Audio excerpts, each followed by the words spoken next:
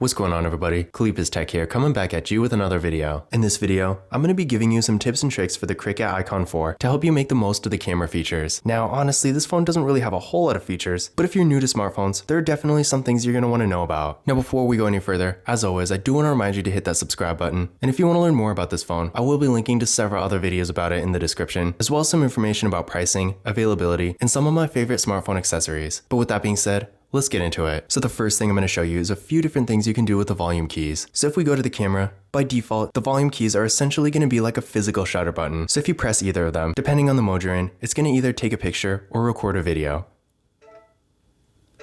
So if we go to video mode,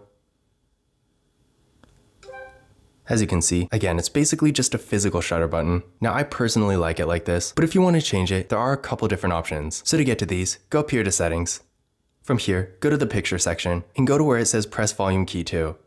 Again, by default, it is going to take a picture or record a video, but you can also have it zoom or do nothing. So we're going to go to zoom. And now if we go back to the camera, volume up is going to zoom in and volume down is going to zoom out. The next thing I'm going to show you is how to change your aspect ratio. So right now, the aspect ratio is 4:3 or 3:4 if you go in landscape mode. And this is essentially going to be the default for any smartphone. But if you want to change it, go up here to this icon where it says 4:3, tap here, and you can change it to 1:1 or 18:9. Now I'm going to show you a quick way to get to the camera itself. Now, opening the camera app from your home screen is easy enough, but if you're doing something else on your phone, like maybe you're browsing the web, for example, and you want to capture something quickly in the moment, there is a faster way to do it. So no matter what you're doing on your phone, to open your camera, all you have to do is double press the power key like this, and it's going to open right up. So we're on Chrome right now. Let's try that one more time. There we go. And one final time when the display is locked. And there we go. So as you can see, definitely real fast and convenient. So if you ever want to get to your camera quickly, that's how you do it. And keep in mind, this feature is on by default, so you don't need to do anything in your settings to enable it. Now I'm going to show you a few different modes we have besides the normal photo and video mode. Now with this phone, we don't have a whole lot of camera features. We got a normal 5 megapixel front facing camera. Then on the back, we got a single 13 megapixel rear camera. But despite not even having a depth sensing camera, the Cricut Icon 4 still can use portrait mode. To get to portrait mode, it's right here at the bottom, right next to video mode. So with portrait mode, you can get those nice blurred out backgrounds. Then from here, we can go over to Pro mode. And with Pro mode, there are a few other options you can customize. From here, you can go to night mode. Now, technically, if you're taking a photo in normal photo mode, in lower lighting, it is sort of going to adjust by itself. But if you are taking a picture outside at night, for example, well, the photo quality with this phone isn't really going to be amazing. From my experience, taking photos in lower lighting using actual night mode itself is going to give you slightly better results. In addition to this, we also got panorama. Pretty straightforward, basically allows you to take a slightly wider photo.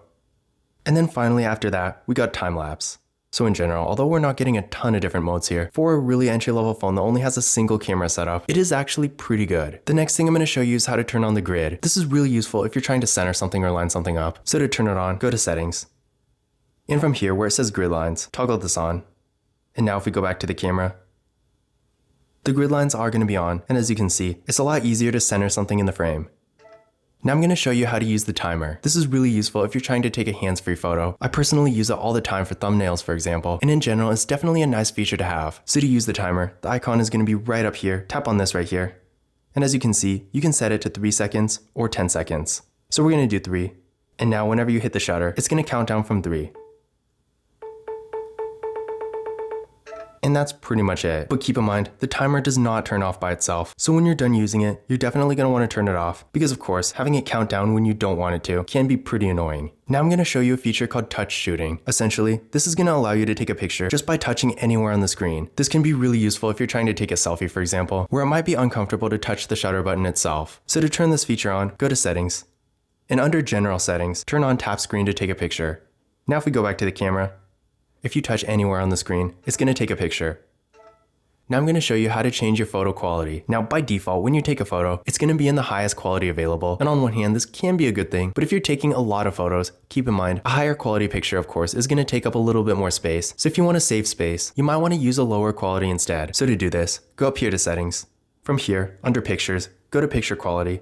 As you can see, again, by default, it will be in high, but you can also set it to medium or low. Now throughout this video, you've probably noticed by now, whenever I take a picture, it's going to make a pretty loud sound. Now I personally don't mind it a whole lot, but if you're taking a lot of pictures, it can definitely get annoying. So if you ever want to mute it, all you have to do is go to settings, And as you can see up here at the very top, shutter sound is going to be on by default, but of course you can simply toggle it off. And now if we go back to the camera, when you take a picture, it's no longer going to make a sound. And finally, the last thing I'm going to show you is how to use the flash. Now it's kind of weird because by default, it is going to be set to automatic, which is technically going to have the phone decide whether or not to use the flash. So in theory, if you're in a darker area, the flash might go off, but if you're in a brighter area, it's not going to go off. But in my experience, when it's set to auto, it's basically going to be the same as off because the flash is never going to actually work. So if you ever are in a situation where you actually want to use the flash, what you're going to do is hit this icon right here, set it to on, and now whenever you take a picture, the flash is going to go off no matter what. In addition to this, you can also turn on the torch, which is basically going to have the light on full time. And of course, if you never want to use the flash, you can always set it to off instead. But this concludes my camera tips and tricks video for the Cricut Icon 4. Again, if you want to learn more about this phone, I will be linking to several other videos about it in the description, as well as some information about pricing, availability, and some of my favorite smartphone accessories. But that's it for this video. If you enjoyed it and found it useful, be sure to give it a thumbs up and hit that subscribe button. Don't forget to follow Kalipaz Tech on Twitter and Instagram. And as always, I will see you in the next video.